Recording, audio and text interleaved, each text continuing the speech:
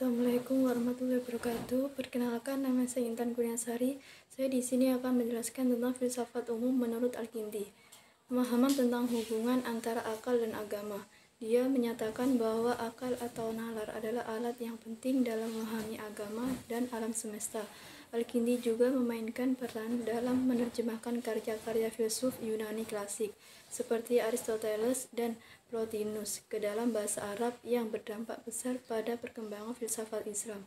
Kontribusinya dalam memadukan filsafat dengan agama Islam menjadi bagian penting dari perkembangan pemikiran filsafat di dunia Islam. Baik, saya akan melanjutkan penjelasan dari teman saya. Filsafat umum menurut Al-Farabi. Al-Farabi juga dikenal sebagai Al-Farabius dalam tradisi barat. Ia adalah seorang filsuf muslim terkenal dari abad ke-9 Masehi. Menurut pandangan Al-Farabi, filsafat Islam adalah upaya untuk menyelaraskan pemikiran Aristoteles dengan pemikiran Islam. Ia memandang filsafat sebagai alat untuk mencapai kebahagiaan dan pemahaman yang lebih dalam tentang agama. Salah satu konsep penting dalam pemikiran Al-Farabi adalah Al-Madinah Al-Fadilah yang dapat diterjemahkan sebagai negara yang baik atau negara ideal. Ia berpendapat bahwa masyarakat yang ideal adalah masyarakat yang mencapai harmoni dan kebahagiaan melalui kebijaksanaan dan etika. Al-Farabi juga memberikan perhatian khusus pada peran pemimpin yang bijaksana dalam mencapai masyarakat yang adil dan sejahtera. Dalam esensi, pandangan Al-Farabi mencoba menyelaraskan ajaran Aristoteles dengan keyakinan Islam dan mempromosikan konsep masyarakat yang lebih baik dan adil. Melalui pemahaman filsafat, pemikiran Al-Farabi sangat berpengaruh dalam sejarah filsafat Islam dan pemikiran politik. Saya akan melanjutkan materi selanjutnya, yaitu filsafat Islam menurut pandangan Ibnu Sina. Dalam kitab Syifa, Ibnu Sina membahas berbagai aspek filsafat Islam, termasuk konsep metafisika, epistemologi, dan etika. Dia mengembangkan pandangannya tentang eksistensi, substansi, dan hubungan antara alam materi dengan dunia roh. Ibnu Sina juga menggabungkan pemikiran Aristoteles dengan pemikiran Islam, mencoba untuk menyelaraskan filsafat Yunani klasik dengan keyakinan Islam. Pemikiran Ibnu Sina sangat berpengaruh dalam sejarah pemikiran Islam dan menjadi dasar bagi pemikiran filsafat selama berabad-abad. Kontribusinya yang penting terletak dalam upayanya untuk menyatukan filsafat Yunani klasik dengan tradisi intelektual Islam yang telah memengaruhi perkembangan pemikiran Islam dan Eropa selama berabad-abad. Adapun filsafat Islam menurut pandangan Al-Ghazali, yaitu filsafat Islam menurut pandangan Al-Ghazali sangat dipengaruhi oleh pemikirannya yang berfokus pada sintesis antara agama Islam dan filsafat. Beliau dikenal sebagai seorang filosof muslim yang mengemukakan pandangan bahwa pemahaman akal harus diselaraskan dengan keyakinan agama. Al-Ghazali mengkritik pandangan para filsuf seperti Al-Farabi dan Avicenna yang meletakkan terlalu banyak kepercayaannya pada akal, dan ia mempromosikan pentingnya akidah atau keyakinan dalam Islam.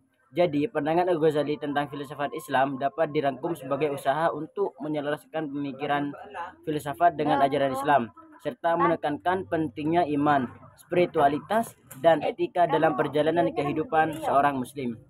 Filsafat umum menurut Ibnu Bajjah adalah studi tentang hubungan antara alam semesta, jiwa, dan Tuhan. Dia berpendapat bahwa pengetahuan tentang alam semesta dan jiwa dapat dicapai melalui rasio dan akal. Ibnu Bajjah juga menggabungkan pemikiran Aristoteles dengan elemen-elemen Neoplatonis dalam karyanya. Kontribusinya terhadap filsafat umum telah mempengaruhi perkembangan pemikiran filsafat di dunia Islam dan Eropa selama abad pertengahan. Baik, saya di sini akan melanjutkan pemateri dari teman saya, dan saya di sini akan menjelaskan tentang filsafat Islam menurut Ibnu Tufel dan Ibnu Khaldun.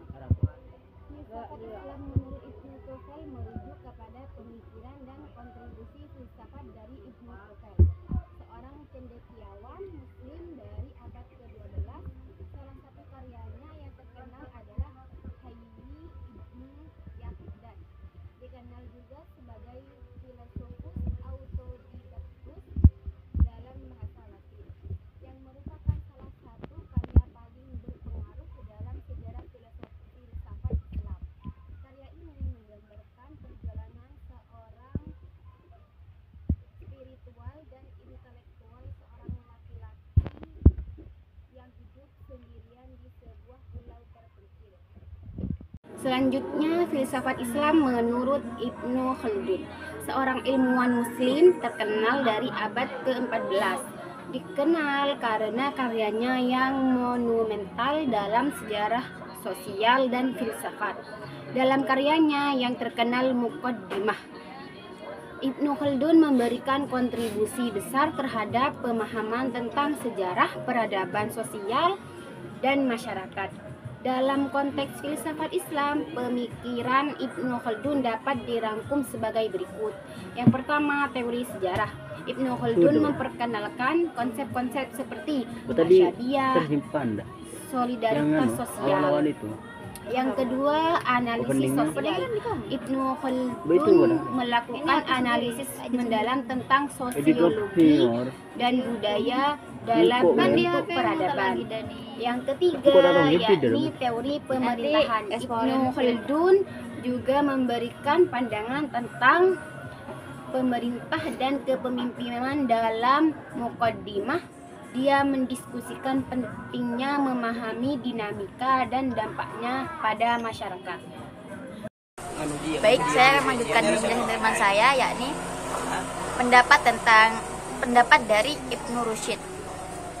Ibnu Rusyid juga dikenal sebagai Averroes dalam tradisi Barat. Ia adalah seorang filsuf Islam terkenal di abad pertengahan.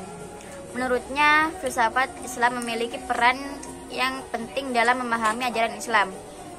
Ibnu Rusyid berpendapat bahwa akal dan filsafat dapat digunakan sebagai alat untuk memahami Al-Quran dan agama Islam. Ia memandang bahwa tidak ada konflik antara filsafat dan agama jika kedua bidang ini digunakan dengan benar. Namun, pandangan Ibnu Rusyid ini tidak selalu diterima dengan baik oleh para cendekiawan Islam pada zamannya. Beberapa ulama mengkritiknya karena pandangan yang dianggap terlalu sekuler. Tetapi warisan pemikiran filsafat Islam Ibnu Rusyid tetap relevan dalam sejarah pemikiran Islam, dan ia memainkan peran penting dalam pergeseran pandangan tentang hubungan antara agama dan filsafat Islam di dunia Islam. Sekian dari kelompok kami.